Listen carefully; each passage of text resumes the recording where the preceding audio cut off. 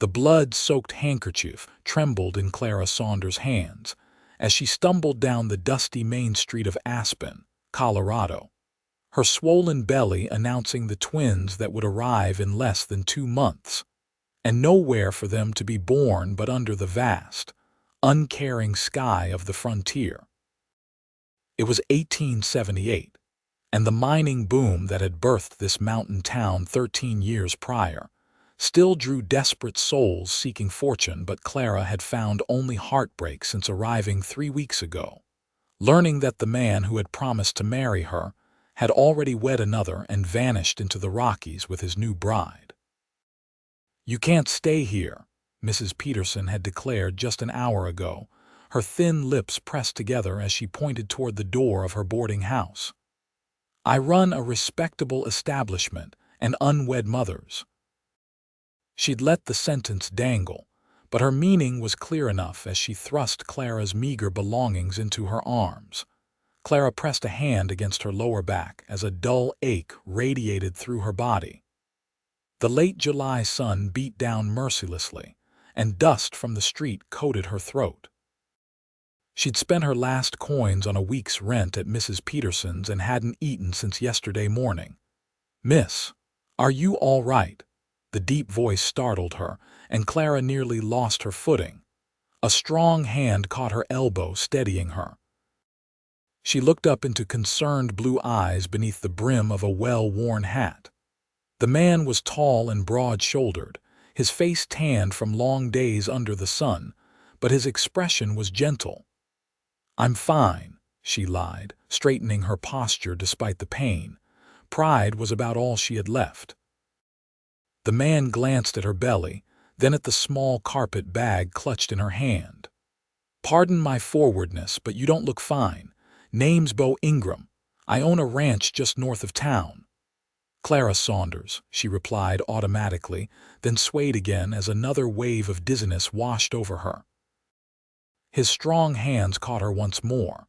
"Miss Saunders, you need to sit down." He guided her to a bench outside the general store. "When's the last time you had something to eat?" Clara felt tears threatening. "Yesterday," she admitted, hating the weakness in her voice. Without hesitation, Beau strode into the store and returned moments later with a canteen of water and some bread and cheese. "It's not much, but it'll help for now." As Clara ate gratefully, Beau waited patiently. His quiet presence was oddly comforting, though she barely knew him. When she finished, he asked carefully, "Your husband, is he in town?" Clara stiffened. "There is no husband." Instead of the judgment she expected, Beau merely nodded. "And you have nowhere to stay. Mrs. Peterson just turned me out." Clara squared her shoulders. "I'll find something, I always do." "A woman in your condition shouldn't be without shelter," Beau said, his expression thoughtful. After a moment's consideration, he continued, "I have a ranch about 5 miles north. Good land, sturdy house.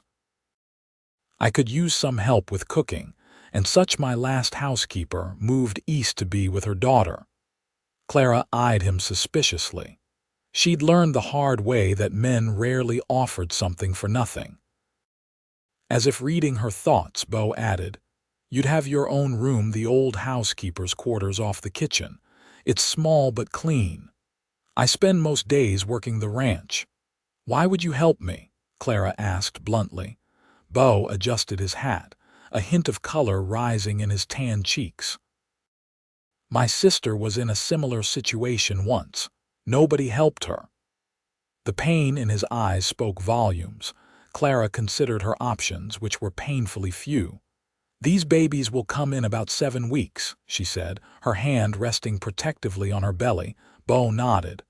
"I have room for 3. The simple statement brought unexpected tears to Clara's eyes. She blinked them back, unwilling to appear more vulnerable than she already was. "I'll need to know your expectations clearly," she said firmly. "I'm not looking for any arrangement beyond honest work and shelter. Just cooking, some cleaning.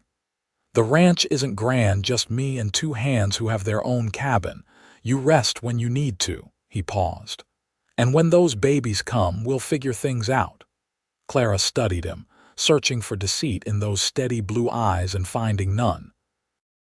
She'd been fooled before by James Harrington's sweet words and promises, but something about Beau Ingram's straightforward offer felt different.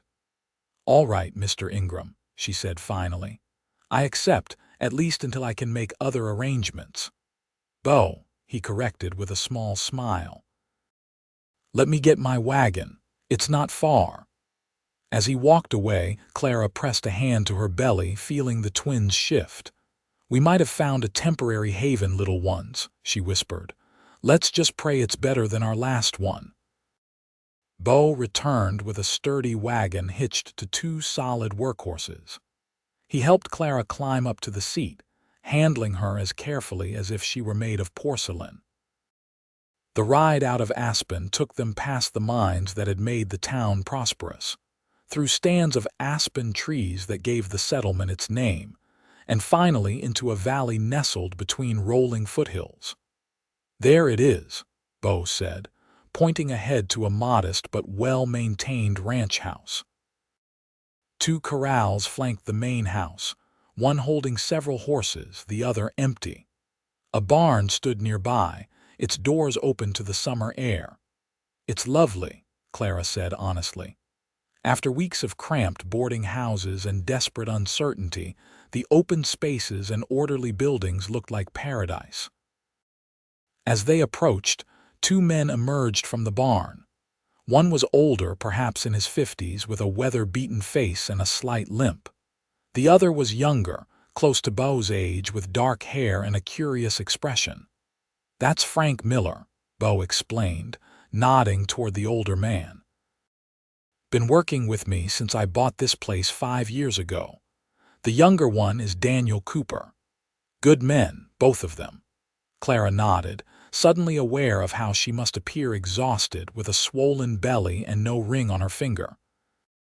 The judgment she'd face wouldn't be new, but it never grew easier to bear.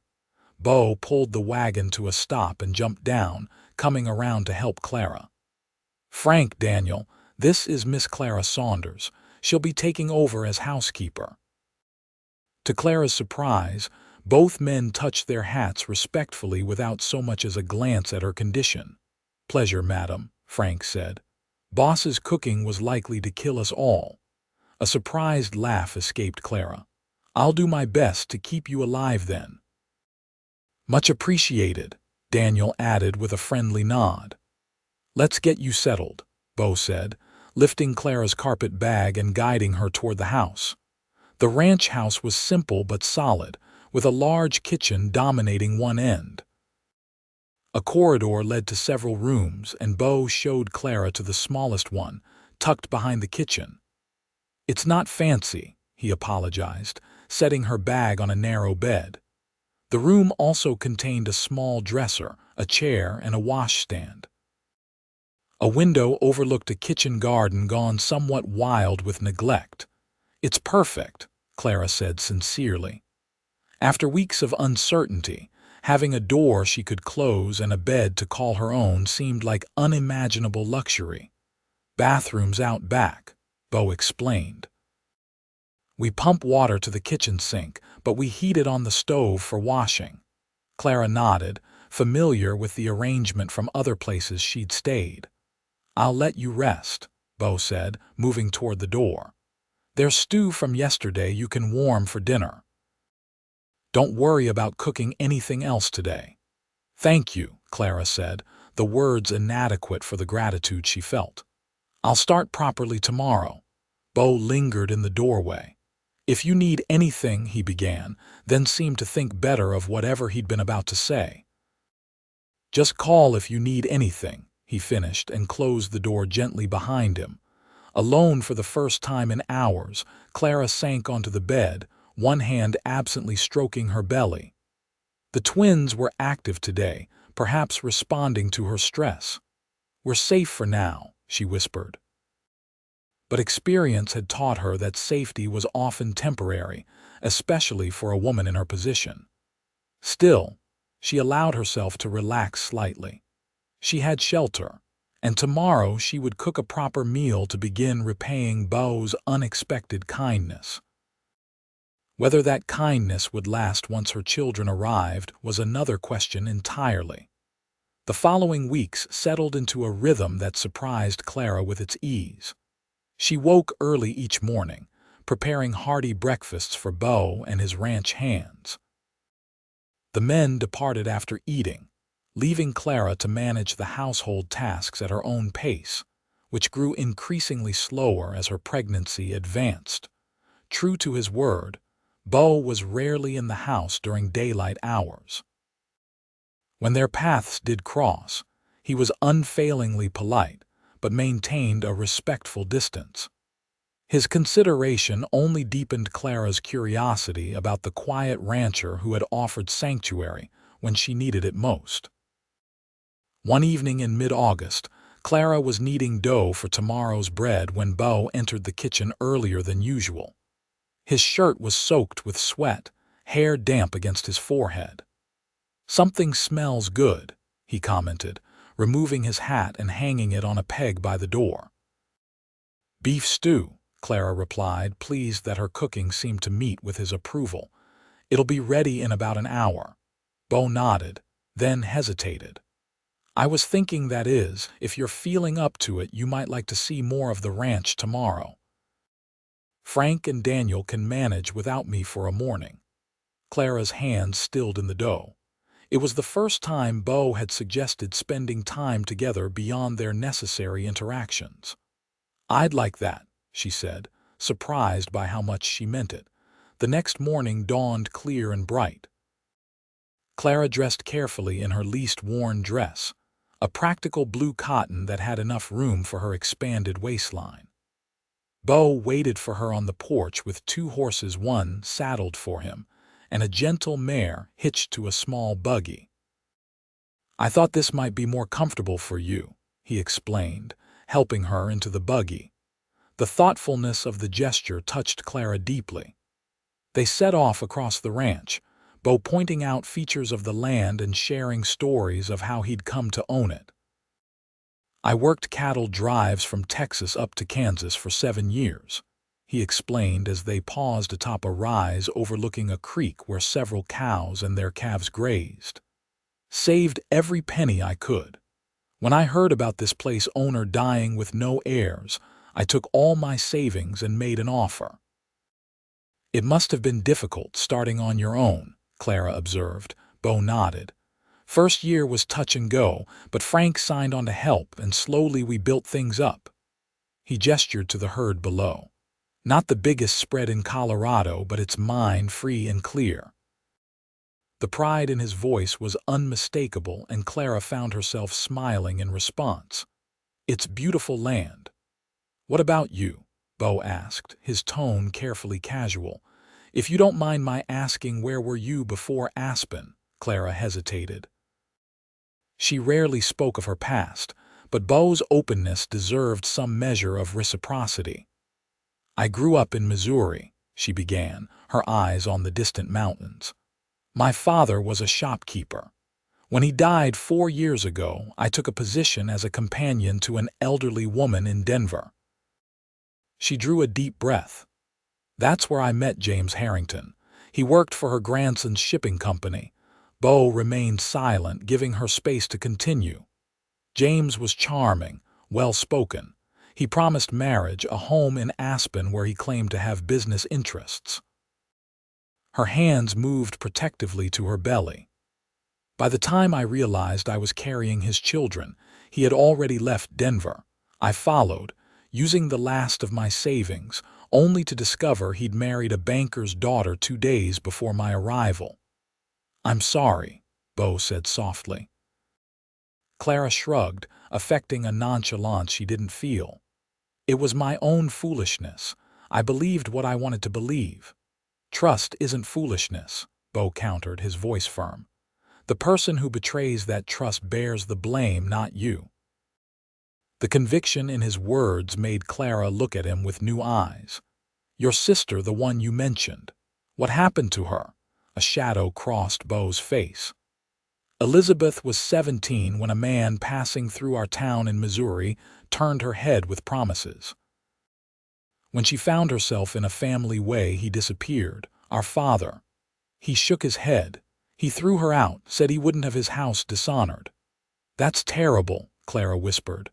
I was 19, working at the livery. I tried to help her, but his voice caught. Winter came early that year. She developed a fever after the baby was born. Neither survived. Clara's heart ached for the pain evident in his expression.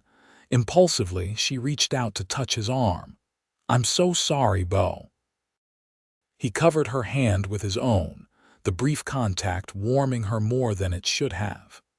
It was a long time ago, but I swore then I'd never turn away someone who needed help, especially not in your situation. The honesty in his blue eyes made Clara's breath catch. For a moment, something unspoken passed between them, something that had nothing to do with charity or obligation. Beau cleared his throat, breaking the moment. We should head back. I don't want to tire you out. The rest of the ride was quieter, but the silence felt comfortable rather than strained. As they approached the ranch house, Clara found herself reluctant for the excursion to end. She'd enjoyed Beau's company far more than she had expected to. Thank you for showing me your land, she said as he helped her down from the buggy.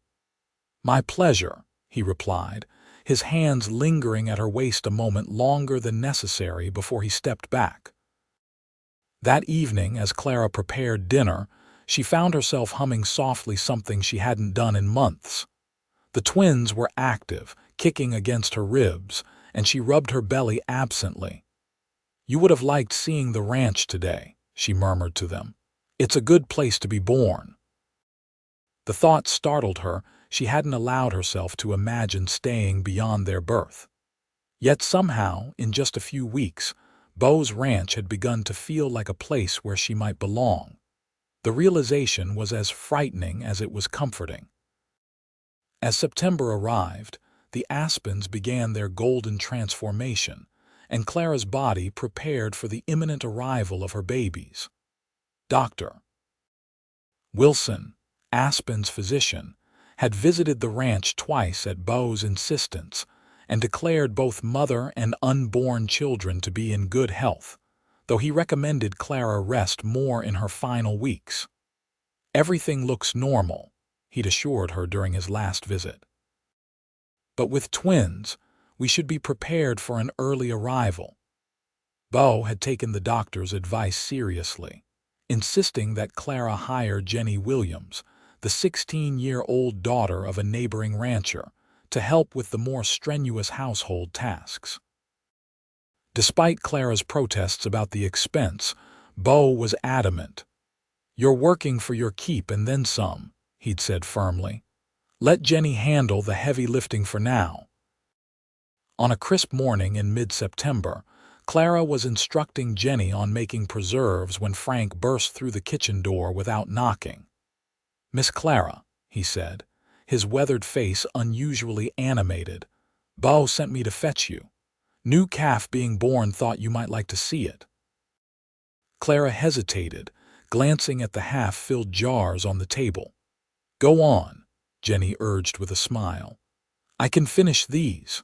Curiosity won out, and Clara followed Frank to a small paddock near the barn where Beau knelt beside a brown and white cow. He looked up as they approached, his face lighting with a smile that made Clara's heart skip. Just in time, he said, gesturing for her to join him. She's having her first calf. Clara carefully lowered herself beside him, fascinated despite her initial trepidation. The cow lowed softly as another contraction visibly rippled through her body. Is she all right? Clara asked, concerned by the animal's obvious distress. She's doing fine, Beau assured her. Nature knows what it's doing. As they watched, the cow strained again, and Clara caught her first glimpse of tiny hooves emerging. The birth progressed rapidly after that, and within minutes a wet, gangly calf lay in the straw while its mother turned to lick it clean. It's amazing, Clara breathed.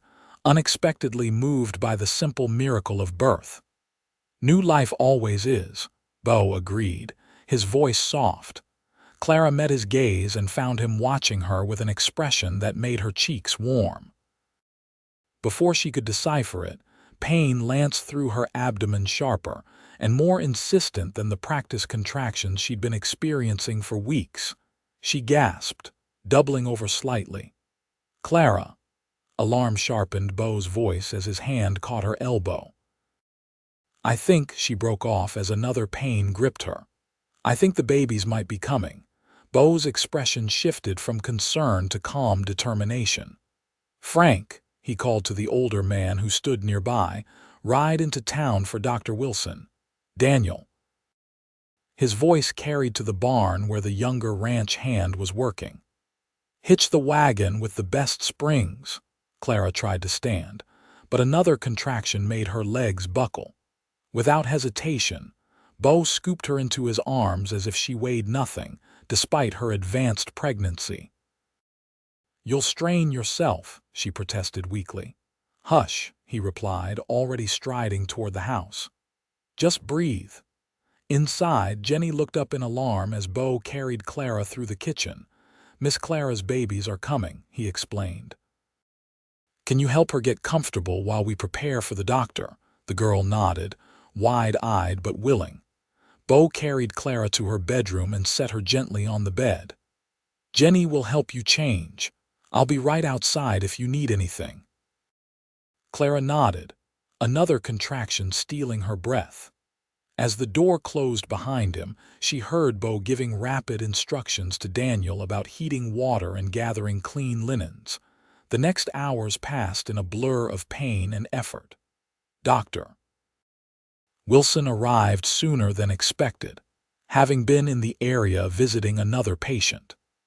The kindly older man took charge with quiet efficiency, examining Clara and confirming that her labor was progressing normally, if somewhat rapidly for a first-time mother. "Twins often come a bit early," he explained, "but everything looks good." Through it all, Beau remained a steady presence just outside the door, sending in anything the doctor requested and occasionally calling softly to ask how Clara was faring. His concern touched her deeply, even as she focused on the increasingly demanding work of bringing her children into the world. As evening fell, Clara's labor intensified. Jenny held her hand while Dr. Wilson coached her through the final stages. With a last tremendous effort, Clara pushed her first child into the world, a boy with a shock of dark hair and a lusty cry that filled the room. "A fine son," Dr. Wilson announced, quickly cleaning and wrapping the infant before placing him briefly in Clara's arms. "But we're not done yet." The second birth came faster, and soon Clara held a daughter, slightly smaller than her brother but equally vocal in her objections to the cold outside world. "Two perfect babies," Dr. Wilson said with satisfaction as he completed his work. "Mother is doing well too." When everything was cleaned and settled, the doctor opened the bedroom door to where Beau waited anxiously in the hallway.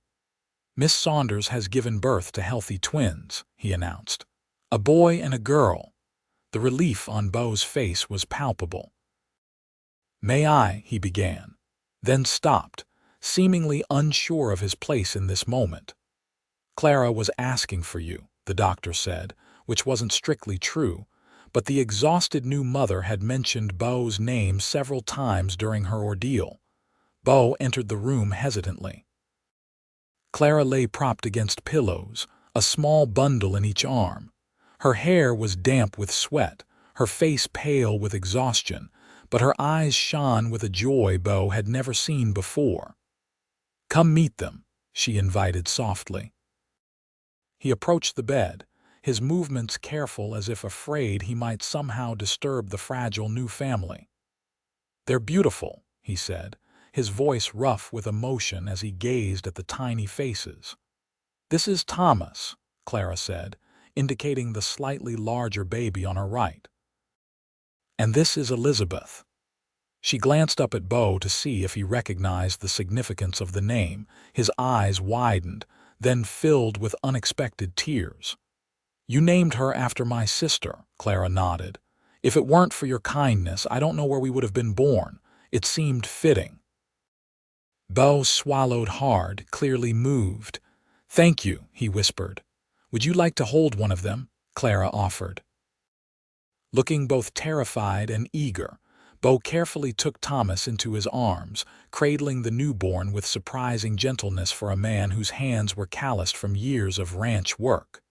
The baby squirmed, then settled against Beau's chest. "Hello, little man," Beau murmured. "Welcome to the world." Watching him with her son, Clara felt something shift in her heart, a feeling she'd thought herself incapable of after James's betrayal. It was too soon to name it, but the warmth spreading through her had nothing to do with the exhaustion of childbirth. Dr. Wilson cleared his throat. "I should be getting back to town," he said. "I'll return tomorrow to check on mother and babies. They should rest as much as possible for the next few days." Beau reluctantly handed Thomas back to Clara. "I'll see the doctor out," he said. "Jenny's prepared a room for him to stay in your kitchen, Clara. Call if you need anything at all." After they left, Clara gazed down at her children, still amazed by their perfect tiny features. Thomas had a determined set to his chin even in sleep, while Elizabeth's rosebud mouth worked in small movements as if she were dreaming of nursing. "We're going to be all right," Clara whispered to them. "Better than all right." For the first time since discovering she was with child, Clara truly believed it. The weeks following the twins' birth passed in a haze of exhaustion and joy for Clara. Caring for two newborns proved even more demanding than she had anticipated, but she wasn't alone. Jenny continued to help with household tasks, and Beau proved surprisingly adept with the babies. He would often stop by the house during the day, ostensibly to check if Clara needed anything, but inevitably ending up with one of the twins in his arms while Clara tended to the other. His large hands, so capable with horses and ranch equipment, were incredibly gentle when holding Thomas or Elizabeth. "You're a natural," Clara commented one evening as she watched Beau pacing the kitchen with Elizabeth, who had been fussing since sunset. The baby quieted against his shoulder, her tiny fingers curled against the rough fabric of his shirt. "My cousins had young ones," he explained, though he looked pleased by the compliment. "I helped out sometimes." What he didn't say, but Clara sensed, was how much he enjoyed these moments. There was a tenderness in his expression when he gazed at the twins that touched something deep within her. As October turned the aspen groves to gold and crimson, Clara gradually resumed more of her housekeeping duties, often working with one baby asleep in a basket nearby, while the other was tucked in a sling across her chest. The routine was exhausting but fulfilling, and she found unexpected contentment in the rhythm of ranch life. What troubled her, however, was the growing awareness that she had no plan for the future. Beau had generously offered her shelter through her pregnancy and the baby's birth, but she couldn't impose on his kindness indefinitely. The twins would need a proper home, stability, a future she couldn't provide alone on the meager wages of a housekeeper. These thoughts preoccupied her one crisp afternoon as she hung laundry on the line behind the house, Thomas sleeping in his basket on a nearby bench while Elizabeth watched from her sling. The sound of approaching hoofbeats drew her attention, and she looked up to see Beau returning early from checking fence lines. He dismounted with his usual fluid grace, securing his horse to a post before approaching. "How are the little ones today?" he asked, his face lighting with the smile he seemed to reserve for Clara and the twins. "Thomas finally slept through Frank's hammering in the barn, which seems like progress," Clara replied, returning his smile despite her troubled thoughts. "And Elizabeth has been watching the laundry, as if it's the most fascinating thing she's ever seen. Beau chuckled, peering into the sling where Elizabeth's wide blue eyes tracked the movement of sheets billowing in the breeze.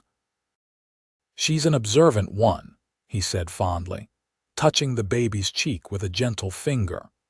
The casual intimacy of the gesture and the way Elizabeth's tiny hand reflexively grasped Beau's finger made Clara's chest tighten with emotions she wasn't ready to name. "I was thinking," Beau continued, his tone suddenly more hesitant, "with winter coming on soon, we should consider making the house more suitable for the babies. The room you're in gets the worst drafts, and it's barely big enough for the three of you now." Clara stilled, a damp sheet forgotten in her hands. "That's very considerate, but we won't impose on you much longer." The words cost her more than she expected. Beau's expression shifted to confusion. "You're planning to leave?" "I've already stayed far longer than we initially agreed," Clara said, unable to meet his eyes. "You've been more than generous, but—" "Clara," Beau interrupted, his voice gentle but firm. "I don't want you to leave." She looked up then, startled by the intensity in his blue eyes. "Unless you want to go," he amended quickly. "But there's no hurry, no deadline."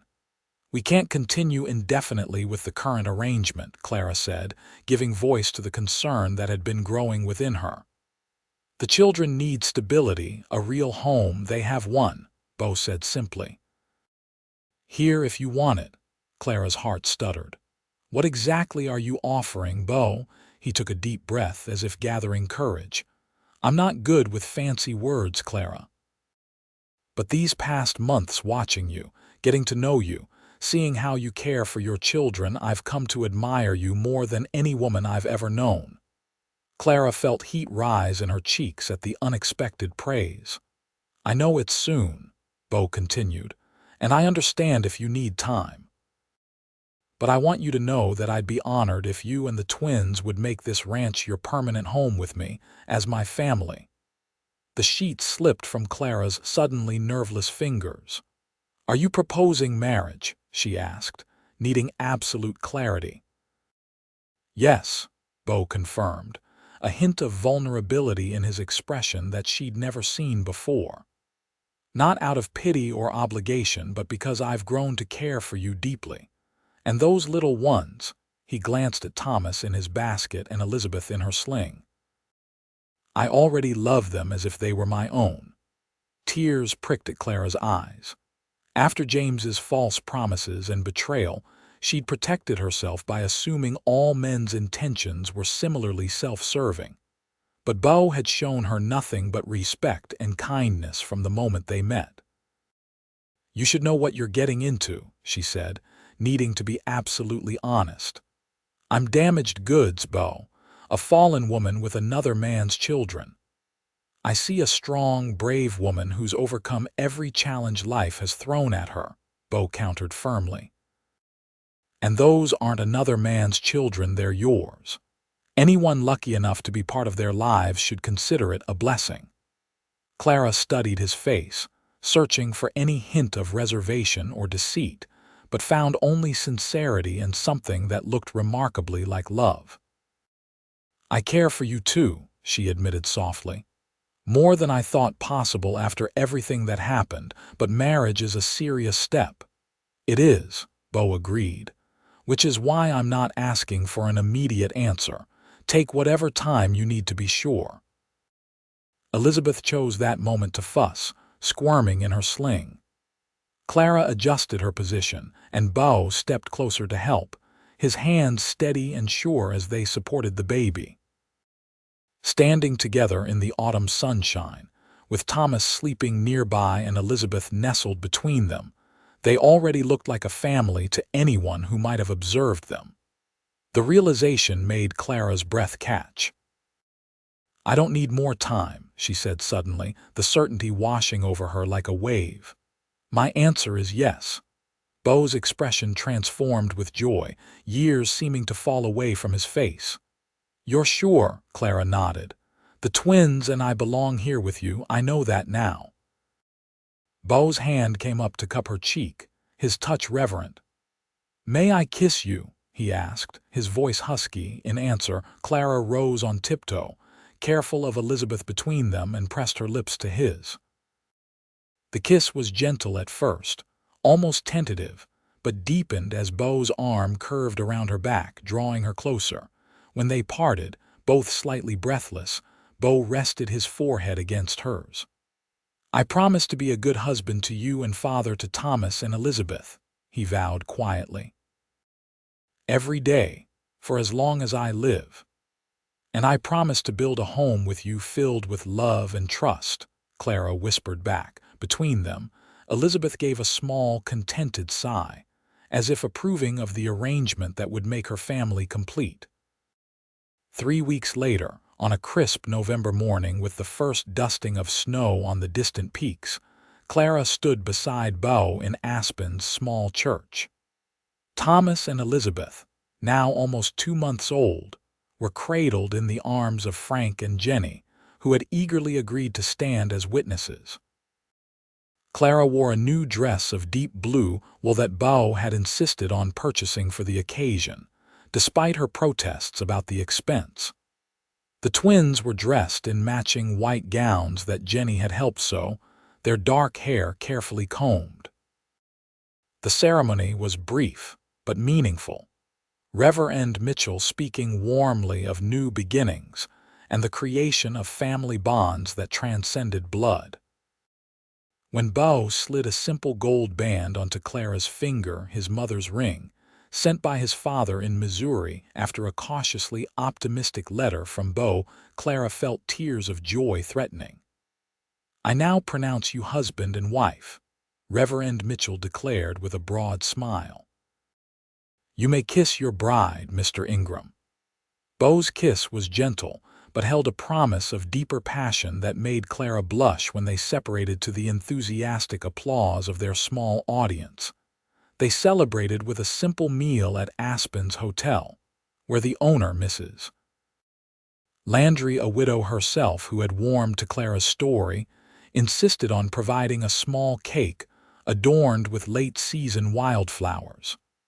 "To the Ingram family," Frank proposed, raising his glass of cider. "The Ingram family," the others echoed, and Clara felt a surge of belonging unlike anything she'd known before. Later, as they rode back to the ranch, now truly her home, Clara leaned against Beau's solid warmth in the wagon seat, the twins sleeping in a makeshift cradle behind them. "Happy?"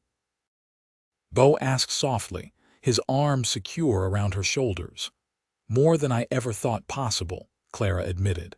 She hesitated, then added, "When I was at my lowest point, alone and pregnant on that street in Aspen, I never imagined finding this kind of happiness." Beau's arm tightened around her.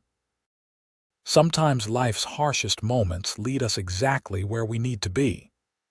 As the ranch came into view, golden in the late afternoon light, Clara silently agreed. Her journey had been difficult, marked by heartbreak and uncertainty, but it had led her here to this good man, to this place that felt like home, to a future full of promise for her children. The wagon rolled to a stop in front of their house now. Before Clara could move, Beau set the brake and turned to her, his expression solemn. "Welcome home, Mrs. Ingram," he said, then swept her into his arms, careful not to disturb the sleeping twins. Clara laughed in surprise. "Beau, what are you doing?" "Carrying my wife over the threshold," he replied with a grin. "It's tradition." "But the babies, Frank and Jenny will bring them," Beau assured her, nodding to where the two were already moving to carefully lift the makeshift cradle. As Beau carried her up the porch steps and through the front door, Clara felt a sense of rightness settle in her heart. This was where she belonged. This was home. That night, after the twins were fed and sleeping in the cradle Beau had crafted for them, now placed in the corner of the master bedroom, he'd insisted Clara should share with him, as his wife Clara found herself momentarily overwhelmed by the day's emotions. Beau found her standing by the window, gazing out at the star-filled Colorado sky. He approached quietly, his arms slipping around her waist from behind. "Having second thoughts?" he asked, only half joking. Clara leaned back against his solid chest. "Not at all, just marveling at how much has changed in such a short time." Beau pressed a gentle kiss to her hair. "Good changes, I hope." "The best," Clara assured him, turning in his arms to face him. In the lamplight, his blue eyes held a warmth that made her breath catch. "I never expected to find love again, especially not like this." Beau's expression softened at her words. "I never expected to find it at all," he admitted. "Ranch life can be solitary. I'd made my peace with that until I saw you on that street in Aspen." His hand came up to cup her cheek, his touch reverent. "I think I started falling in love with you that very first day, though I didn't recognize it then." Clara covered his hand with her own. "When did you know for certain?" Beau considered the question. "The day the twins were born," he said finally. "Seeing you hold them, watching how fierce your love for them was even after everything you'd been through, I knew then that I wanted to spend my life with a woman of such courage and heart." His words moved Clara deeply. Standing on tiptoe, she pressed her lips to his in a kiss that conveyed everything she couldn't quite put into words, yet her gratitude, her growing love, her trust in the future they would build together. When they separated, Beau's breathing was uneven, his eyes darkened with desire. "Clara," he murmured, his voice rough. "I want that is, I would never presume." Understanding his hesitation, Clara placed a finger against his lips. "I'm your wife now," she reminded him softly, "and I want to be your wife in every way." Relief and longing mingled in Beau's expression. "Are you sure? After the babies, I know your body needs time to." Dr. Wilson said 6 weeks, Clara interrupted with a small smile. "It's been 8. Beau's answering smile was both tender and heated. "In that case, Mrs. Ingram," he said, sweeping her gently into his arms for the second time that day, "I believe it's time I showed my wife exactly how much I adore her." As he carried her to their bed, Clara's last coherent thought was how wonderfully different this night was from anything she had experienced before. For this time, she was truly loved by a man worthy of her heart. Winter settled over the Colorado mountains, transforming the landscape into a pristine wonderland of white. Inside the ranch house, the Ingram family created their own warmth against the season's chill. The twins grew stronger daily, their personalities emerging: Thomas with his determined spirit and ready smile, Elizabeth quieter but observant, her eyes following the movements of those she loved. For Clara, the transition to marriage brought unexpected joys. Beau proved to be a thoughtful husband and an enthusiastic father, eagerly participating in the twins' care despite his demanding work on the ranch. His tenderness with the babies melted something inside Clara that she hadn't realized was still frozen from James's betrayal. Most nights, after the twins were asleep in their cradle, Clara and Beau would talk by the fire, sharing stories from their pasts or dreams for their future. These quiet conversations deepened their connection far beyond the physical intimacy. They also shared with increasing passion and trust.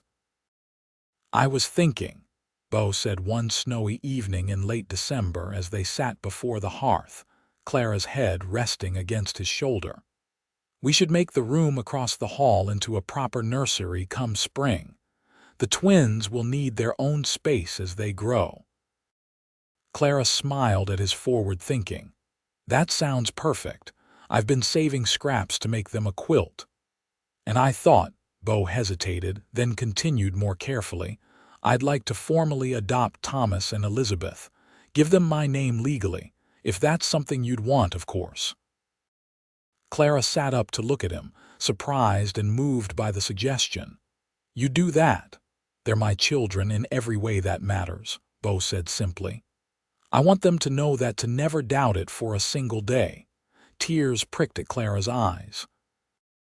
You're already more of a father to them than James Harrington could ever have been, she said softly. Beau's jaw tightened at the mention of the man who had abandoned Clara.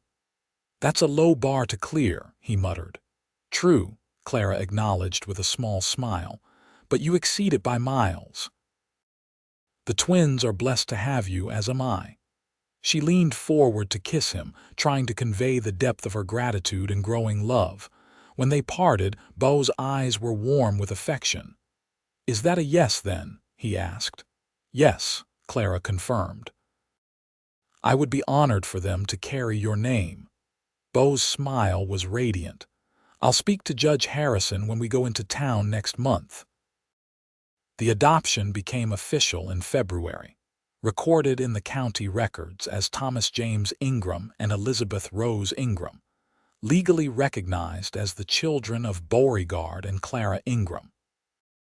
They're truly ours now, Beau said as they rode home from the courthouse, his arms secure around Clara as she held Elizabeth while he cradled Thomas against his chest. They always were, Clara replied softly. The papers just make it official for everyone else. As winter gradually yielded to spring, the ranch came alive with new activity. Calves were born, garden seeds were planted, and the twins reached milestone after milestone, their first real smiles, their first attempts to roll over, their increasing responsiveness to the world around them. Clara found unexpected fulfillment in her role as ranch wife. She had worried that the isolation might prove difficult after the busier pace of city life in Denver, but the rhythm of the seasons and the satisfaction of caring for her family and home provided a contentment she had never known before. Beau, too, seemed to flourish with a family to come home to each evening. The quiet bachelor rancher Clara had first met was still evident in his steady, thoughtful demeanor, but laughter came more easily to him now, especially when playing with the twins. One perfect May afternoon, with the ranch exploding in the green glory of spring, Clara took the twins outside for their daily sunshine. At nearly 8 months old, they were more interactive, babbling and reaching for everything that caught their interest. She spread a quilt under the shade of a large cottonwood tree and set the babies down to explore the texture of grass and the fascinating shapes of leaves. Nearby, Beau was working with a young horse in the corral, his movements confident as he guided the animal in circles with long reins. Clara found herself watching him instead of the twins for a moment, admiring the fluid grace of his tall frame and the gentle patience he showed the nervous yearling. As if sensing her gaze, Beau looked up and smiled, tipping his hat in a gesture that still made her heart skip even after months of marriage. A sudden squeal from Thomas drew her attention back to the babies. He had managed to grasp a dandelion and was waving it triumphantly, yellow pollen dusting his chubby fingers. Well done, little explorer, Clara praised, laughing at his obvious delight. Beside him, Elizabeth watched her brother with intense focus, then deliberately reached for her own flower, her small face serious with concentration. The sound of approaching hoofbeats made Clara look up. Frank was riding in from the north pasture, his horse moving at an unusually brisk pace. He pulled up near the corral where Beau was working. "Rider coming," Frank called. "Looks like a city man from his clothes." Beau secured the young horse and joined Frank at the fence. "Did you recognize him?" Frank shook his head. "Never seen him before. Well-dressed, though. Expensive horse." A flicker of unease went through Clara. They rarely had visitors this far from town, especially strangers. She gathered the twins closer on the quilt, a protective instinct making her wary. Minutes later, a horse and rider appeared on the road leading to the ranch house. Even from a distance, Clara could see that Frank's assessment was accurate. The man wore a tailored suit more suited to Denver than the rural countryside, and his mount was a fine-looking bay with quality tack. Beau moved to intercept the visitor, his posture alert but not unwelcoming. Clara couldn't hear their exchange, but she saw the moment Beau's body language changed from polite inquiry to rigid tension. The stranger said something more, gesturing emphatically, then noticed Clara and the twins under the tree. Even from a distance, she could feel the intensity of his stare. With growing apprehension, Clara watched as Beau said something that made the man turn back to him sharply. Their conversation continued for another minute before Beau pointed firmly back toward the road. The message was clear: leave. Instead, the stranger urged his horse in Clara's direction. Beau quickly moved to intercept him, Frank close behind. As the rider drew nearer, Clara felt her blood turn to ice. Though it had been over a year since she'd last seen him, she would know that face anywhere: James Harrington. Her arms tightened around the twins instinctively as she rose to her feet, placing her body between her children and their biological father. "Clara," James called, his voice carrying the same smooth confidence that had once charmed her. "You're looking well. What are you doing here?"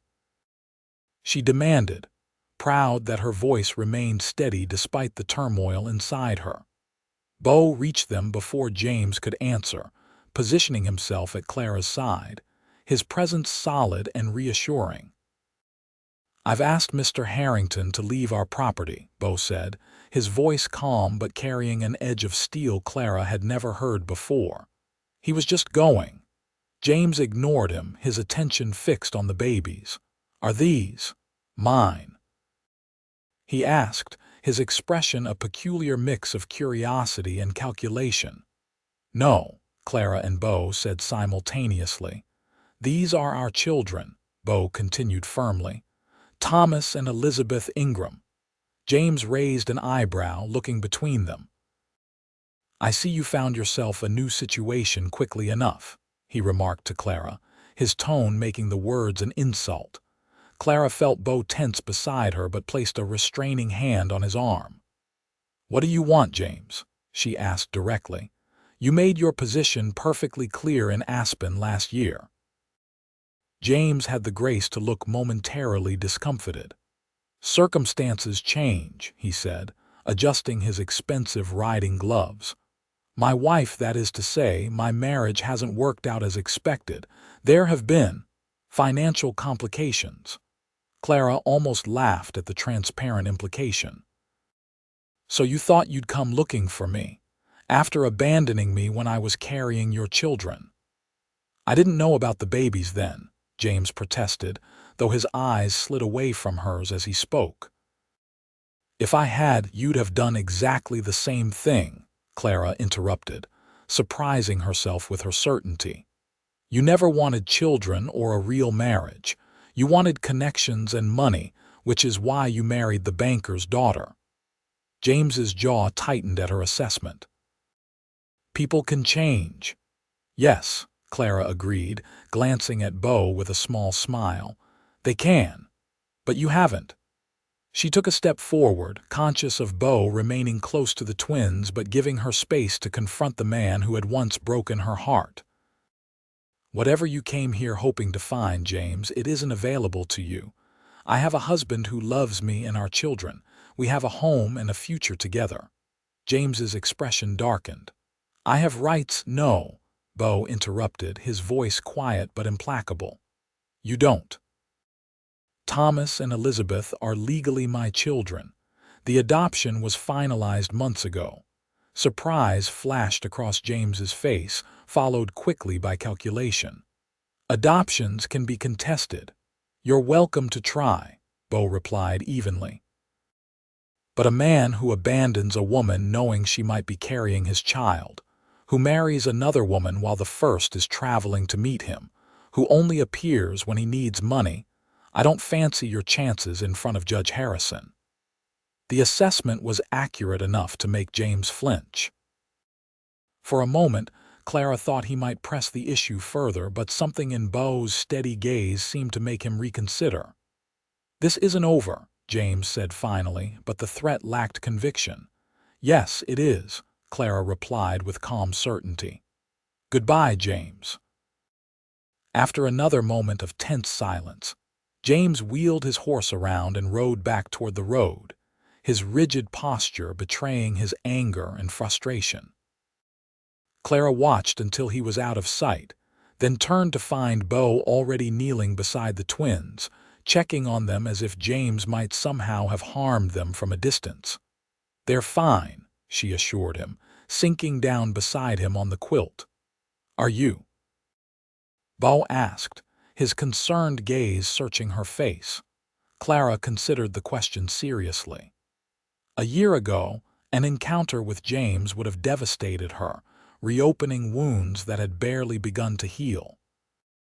Now, looking at her husband and their children, she found that James Harrington had no power over her happiness anymore. "I'm better than fine," she said honestly. "Seeing him now just confirms that losing him was the luckiest escape of my life." Beau's shoulders relaxed slightly. "Do you think he'll cause trouble?" Clara shook her head. "James avoids difficulties that don't promise immediate rewards. Once he realizes there's nothing to gain here, he'll move on to an easier target." "I meant what I said," Beau assured her. "The twins are ours legally and in every other way that matters. No judge would rule otherwise." "I know," Clara said, reaching for his hand. "Our family is secure, Beau. Nothing and no one can change that." As if understanding the importance of the moment, Thomas chose that instant to bounce enthusiastically on his bottom, babbling "da da da" in Beau's direction. It wasn't the first time he'd made the sound, but the timing made it seem almost deliberate. The tension in Beau's face melted into a smile of pure joy. "That's right, little man," he said, scooping Thomas up. "I'm your da." Elizabeth, not to be outdone, held up her arms to Clara with an imperious ma-ma that made them both laugh. Later that night, after the twins were asleep in their new nursery across the hall, Clara found Beau standing by the bedroom window, his expression thoughtful as he gazed out at the starlit ranch. "Still worried about Harrington?" she asked, coming to stand beside him. Beau slipped an arm around her waist. "Not really, but seeing him made me realize something." "What's that?" Clara asked, leaning into his warmth. "How easily things could have been different," Beau said quietly. "If you hadn't been on that street in Aspen that particular day, if I hadn't stopped to check on you, we might never have found each other." Clara considered this. "I used to think that way about the bad things in my life, how different everything would be if I'd made other choices, if I hadn't trusted James." She turned to face Beau fully.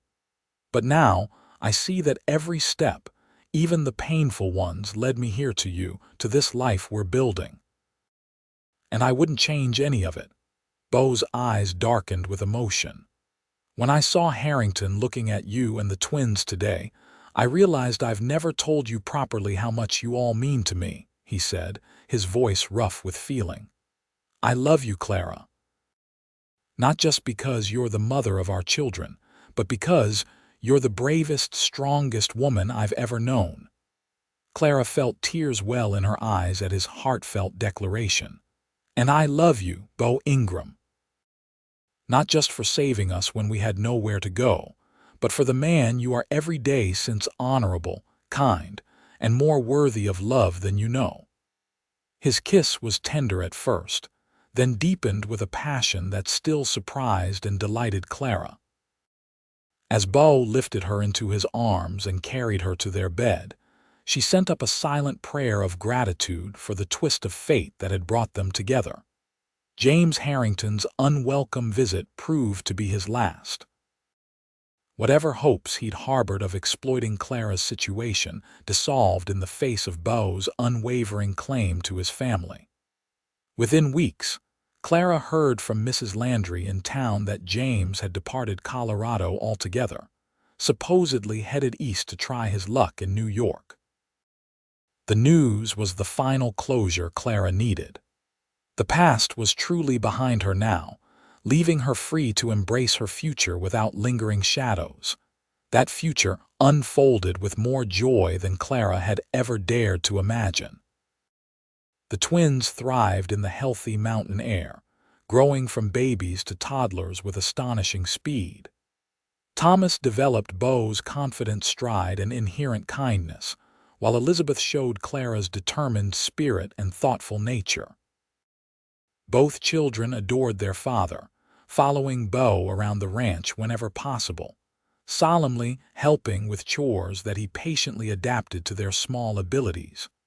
The ranch prospered too, with Beau's careful management and Frank and Daniel's loyal assistance. By the time the twins celebrated their second birthday, the Ingram ranch had nearly doubled its herd and added a small apple orchard that Clara had suggested might diversify their income in future years. Life wasn't without challenges, of course. The harsh Colorado winters brought their share of difficulties, and the isolated location meant medical help was sometimes worryingly distant when illness struck. But the community in and around Aspen gradually embraced the Ingram family, offering support and friendship that made even the hardest times manageable. On a perfect autumn day shortly after the twins turned 3, Clara sat on the porch swing Beau had built the previous summer, watching her husband teaching Thomas and Elizabeth to brush the gentle old mare he had designated as their first horse. The children's serious concentration as they mimicked Beau's every move made Clara smile. Her hand drifted to her abdomen, where the first subtle roundness was beginning to show. She hadn't told Beau yet about the new baby, wanting to be certain before sharing the news. Dr. Wilson had confirmed her suspicions the previous day during a routine visit to town, and Clara planned to tell Beau that evening after the twins were asleep.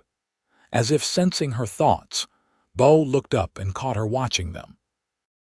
The smile that spread across his face, still capable of making her heart race after nearly 4 years together, was full of contentment and love. "Mama, look," Elizabeth called, holding up the brush with the exaggerated care of a 3-year-old given an important responsibility. "I'm doing it right." "You certainly are, sweetheart," Clara confirmed, warmed by her daughter's proud expression. "Me too, Mama," Thomas insisted, not to be outdone. "Papa says I'm a natural.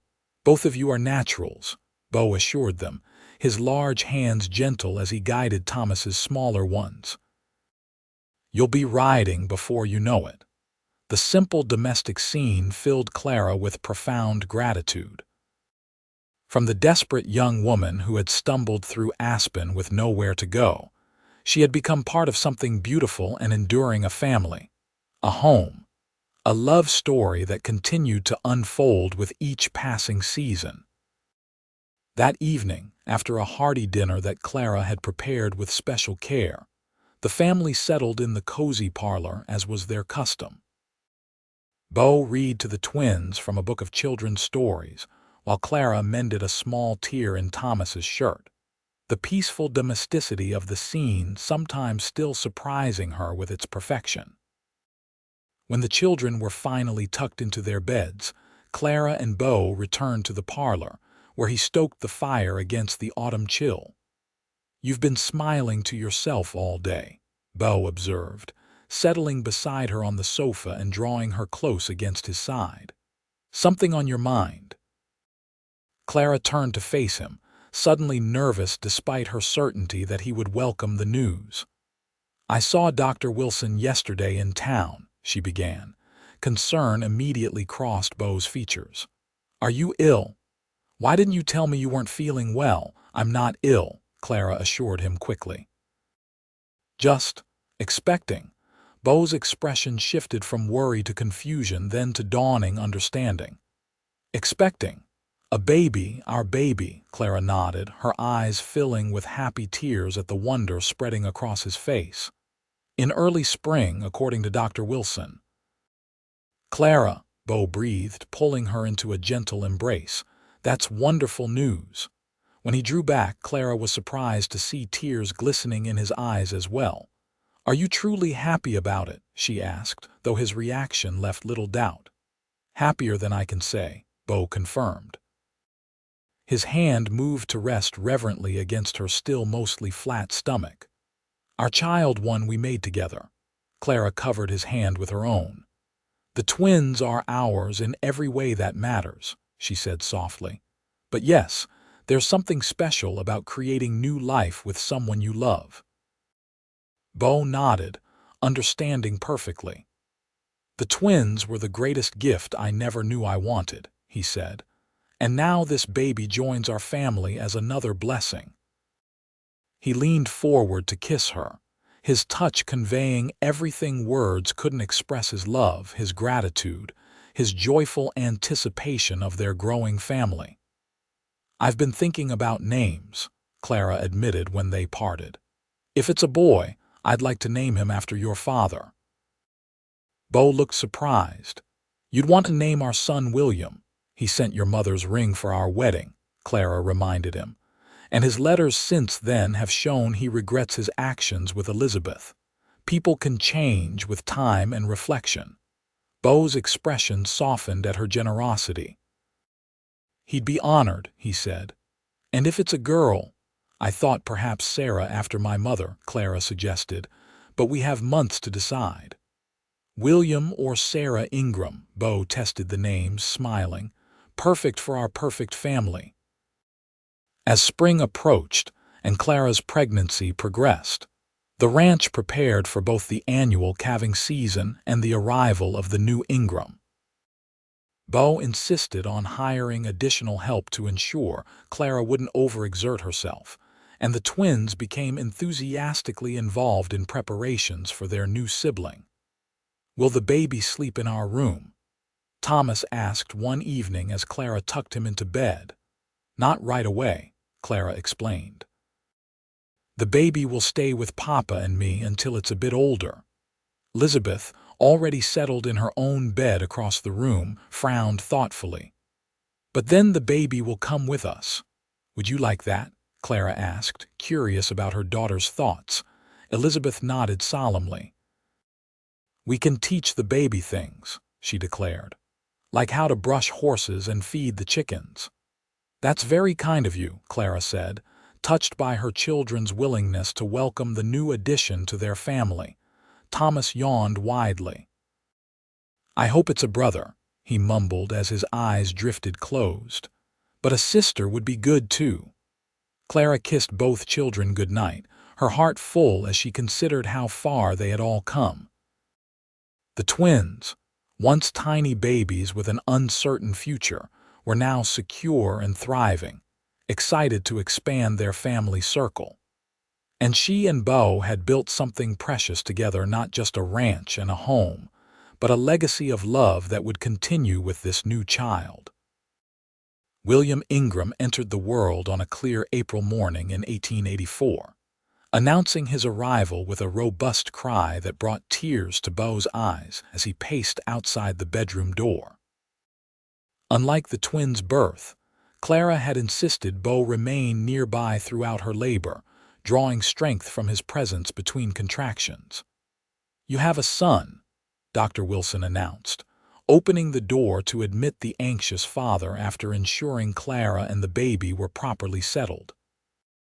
Beau approached the bed with reverence, his eyes fixed on the small bundle in Clara's arms. He's perfect, he whispered, carefully sitting beside them. Clara shifted the baby so Beau could see his son's face. He has your chin, she observed with a tired smile. And your father's eyes, I think. Beau gently traced a finger over the baby's downy head. William, he said softly, welcome to the family, son. The door creaked open slightly, and two small faces peered cautiously into the room. Come meet your brother, Clara invited, and the twins entered with unusual restraint, clearly having been instructed to be gentle. Thomas climbed carefully onto the foot of the bed while Elizabeth stood beside it, both staring with fascination at the newborn. "He's very small," Thomas observed. "You were that small once too," Beau told him, "but you'll be amazed how quickly he'll grow." Elizabeth reached out a tentative finger to touch the baby's hand. When William's tiny fingers reflexively curled around her own, her eyes widened with delight. "He likes me," she breathed. "Of course he does," Clara assured her. "You're his big sister." The family remained together for a precious hour, the twins asking questions about their new brother while Beau and Clara exchanged glances full of love and pride over their children's heads. It was a perfect moment, one Clara knew she would treasure for the rest of her life. As the years passed, the Ingram family continued to flourish. The ranch expanded, eventually becoming one of the most successful operations in the county. Thomas and Elizabeth grew into capable young people with their parents' strong values and work ethic, while young William followed in their footsteps with his own unique spirit. To Clara's delight, the family welcomed another daughter, Sarah, 2 years after William's birth, completing their family with a perfect balance that brought joy to every day, even the challenging ones. On the twins' 18th birthday, as the family celebrated with a special dinner that included Frank, now semi-retired but still part of the ranch, and other friends from the community, Clara found herself momentarily overwhelmed by the journey that had brought them all to this moment. Beau found her later on the porch, gazing at the stars that spangled the Colorado sky. "Happy tears or sad ones?"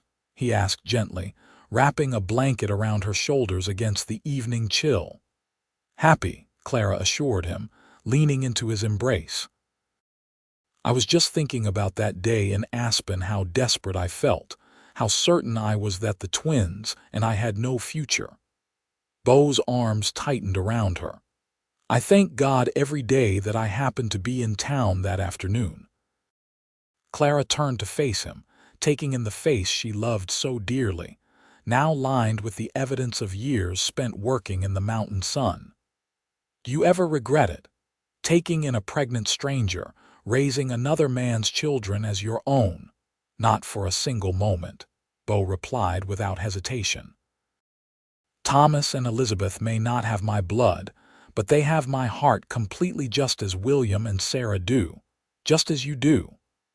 Clara rose on tiptoe to kiss him, this man who had saved her in every way a person could be saved. "I love you, Beau Ingram," she whispered against his lips. "Thank you for making room for us when we had nowhere else to go." "I love you too," Beau responded, his voice rough with emotion. "And as it turned out, you made room for me too in a life that was empty before you filled it with love." Together they gazed out at the ranch that had become the foundation of their shared life, the place where a desperate young woman with twins on the way and a lonely rancher with room in his heart had found, against all odds, the family they were always meant to be.